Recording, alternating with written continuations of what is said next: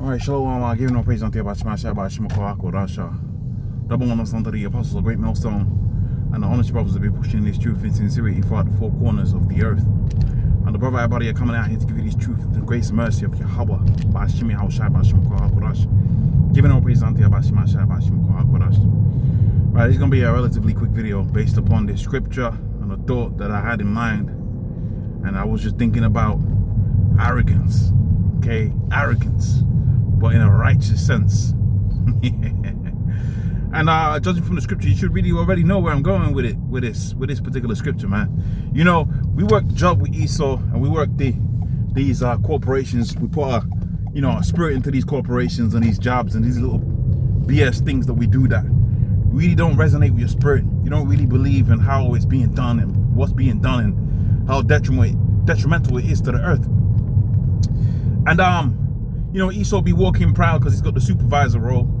Now it's the first time he's been able to talk shit to a big Negro. That's what these Edomites be fantasizing about, man, when they be doing their little degrees and all of that.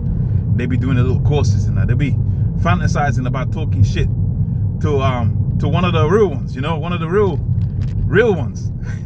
Jake. Jake is the originator. Jake is the former of all things, like the scripture says.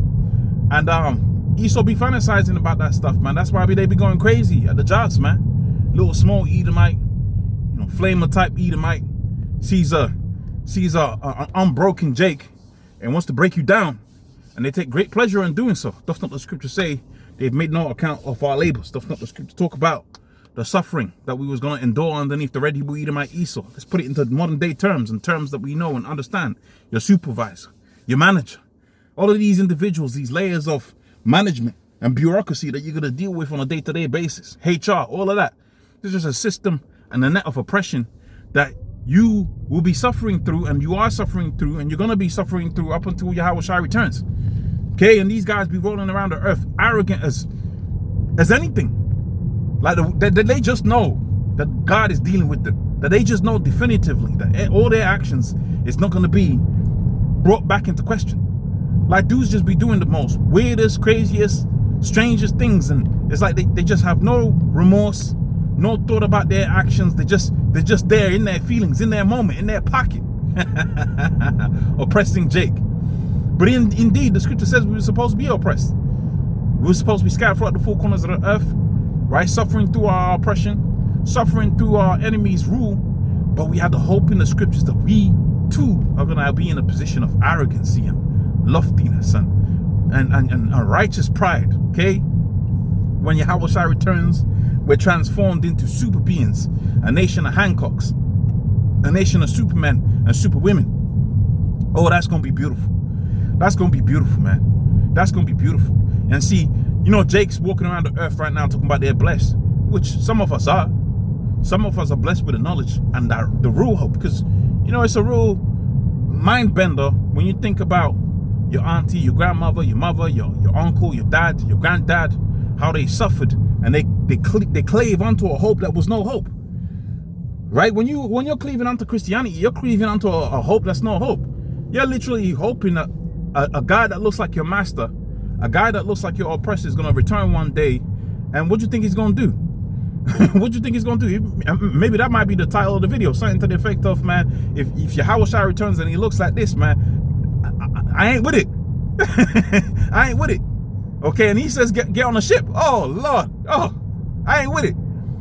Okay, last time our people was led by an Edomite onto a ship, we suffered some of the most brutal enslavement that's ever existed upon the face of the planet. So if an Edomite comes back and says, look, get on a ship, I'm like, brother, I'm cool, man. I'm gonna stay down here. But we know Yahweh Shai is a man of color according to the book of Revelations. According to the book of Daniel, the 7th chapter, we know the man of Yahweh Shai is a man of color, and indeed is coming for the salvation of those that are oppressed. See, the scripture talks about how that the physician doesn't come to those that are whole and healed. The physician comes to those that are in want. And indeed, we are those that are in want. Read the book of Psalms, the 37th chapter. It speaks about us being in want. Read the book of Psalms, the 37th chapter. It says, fret not because of the evildoer. Who's the evildoer? Job 9:24, the earth is given into the hand of the wicked. Okay, so if you're the wicked, you're going to be the evildoer. 2nd Ezra 6:9, 2 Ezra 6:9, it says in the end of times, that red devil, the mayonnaise warrior, was going to be in rulership. That's what the scripture says. It says the mayonnaise warrior was going to be in rulership. So, okay, let's extrapolate. Let's put all things into their proper place so we can have the understanding. The mayonnaise warrior is going to be in rulership, right? The wicked is going to be in rulership in the end times, Job 9:24. So therefore, who's the wicked? Okay, the mayonnaise warrior is the wicked. And that's the oppressor of the children of Israel, the Negroes, Hispanic State Americans. And through them, we've suffered, right, much. Chains on our arms, chains on our ankles, chains on our minds. Going back onto that analogy I made, our uncles, our brothers, our sisters, our aunties, ourselves have had to be underneath the oppression of the mayonnaise warrior. Okay, we've had to suffer underneath that guy for the longest amount of time, and his arrogancy and his pride, flattering himself and thinking that, you know, the Most High has forgotten about his children. The Most High has forgotten about his people. The Most High doesn't look towards his wrongdoing. The Most High encourages him in his own wrongdoing. Okay, so much so the scripture calls him the accuser of our brethren, setting up traps for us to fall into, and then at the back end of that, oppressing us through it. And then he's gonna go before his little witches and warlocks and say, look what your people do. Look what your people do. Okay, look what they do. Therefore, I'm justified in oppressing them even more. They call it manifest destiny. But there's hope within the scriptures. And this is what I was saying. I was talking about these old time Jakes, man. You lived all your life being oppressed, and you had the hope in this plantation Christianity. But you had the real hope and the real faith within the scriptures, contained within the scriptures. You had it right there. Right? A man like you, looks like you, walks like you, talks like you, coming to save you. Coming to deliver you from the real oppressor. He's coming. And what's he going to allow you to do when he comes?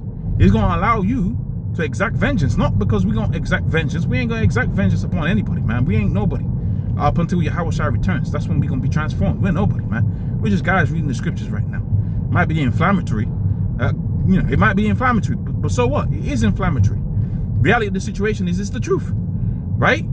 And when is it going to be exacted? When Yahushua returns. That's when it's going to be exacted. We ain't got no power out here on our own to be wearing studs and walking around the earth, right? Trying to take over the earth with our studs, with the studs on our wristbands.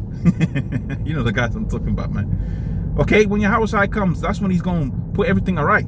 Read the book of Revelations 19:7. It says he was going to have many crowns. He's going to take rulerships away from these mayonnaise warriors. He's going to take that crown, wipe the mayonnaise off of it, clean it up, and put it upon you that's listening to this video, you brother, you Israelite brother that's listening to this video. It's gonna put it upon your head. Now imagine that, how glorious a day that's gonna be when you're not gonna be a slave anymore. You ain't gonna be, Tyrone working aisle 17, okay? You ain't gonna be Delroy, right? On an Amazon trip and get the call from HR to tell you, look, man, we're gonna have to cut back your hours, right? We don't like your performance.